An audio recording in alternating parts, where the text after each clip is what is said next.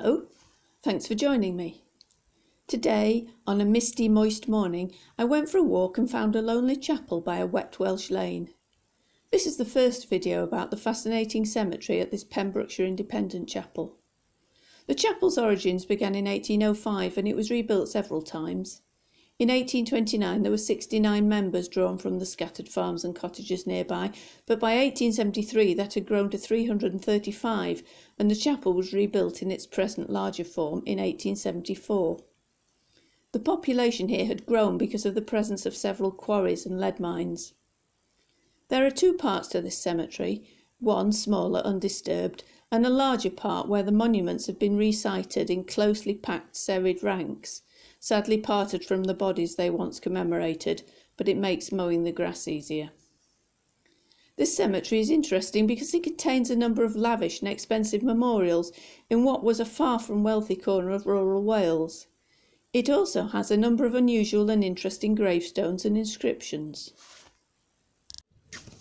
Let's look at some of them and the stories they tell of those who lie in this lovely spot.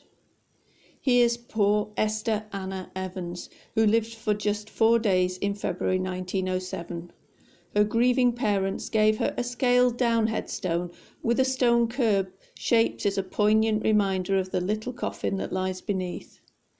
Nearby lie her parents. Her mother lost her husband too and was a widow for 32 years. Not far away is the grave of little Margaret Thomas, who died in 1913 aged 14 months, with a similarly sad outline before her memorial stone.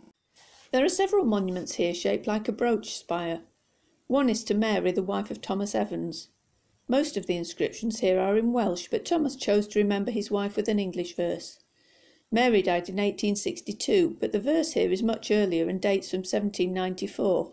It's an edited version of On the Death of Mrs. Hawkesworth by her husband, with the omission of very many lines and some words altered to make it sound more suitable for an upright nonconformist.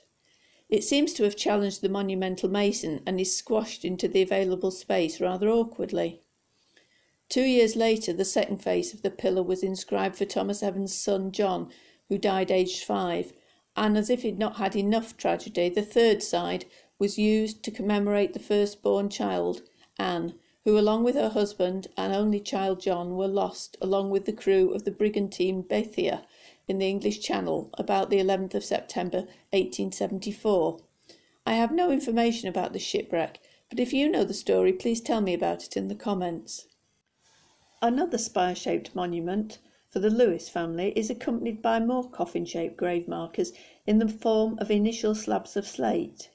Though these might seem rather macabre to us, the Victorians had a less squeamish view of death, and it was ever present in their lives. That's the end of the first part of my look at this interesting cemetery. There are more in my other videos where I look at the not-so-modest epitaphs of the great and good of the local area and the symbolism and styles of Victorian funerary monuments here. Thank you for watching. If you enjoyed this video, please leave a like and a comment if you want. And if you want to see more videos like this, please subscribe.